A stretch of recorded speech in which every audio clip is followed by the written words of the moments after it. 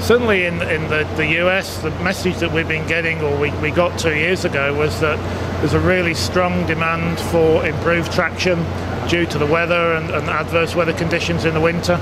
And that really our current range of products were not really usable in those low grip conditions.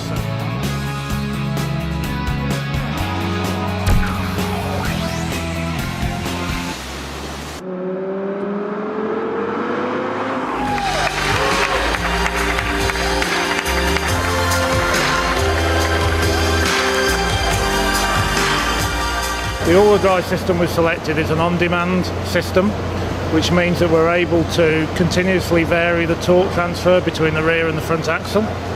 That gives us the flexibility to maintain that Jaguar signature handling and driving experience, which a traditional mechanical system wouldn't give you that ability because you have a fixed torque distribution. So we're able to deliver a rear-wheel drive feel to the vehicle, but then when we need all-wheel drive, we can move on a high grip surface, we can move up to 50% of the torque to the front axle. And then on some low grip surfaces, we're able to transition up to 100% to either the front or the rear axle if the circumstances are such that one rear axle has very low grip, maybe on ice, and the other axle has high grip. We can then move the bulk of the drive torque to the axle that has grip. So it just gives you much more flexibility in tuning with the on-demand system, that you can move the torque to where it's really required when you have a low grip situation, but then return the car to the existing balanced rear-wheel drive nature of Jaguar, so you get that enjoyable driving experience. And you said this was a 2-year process.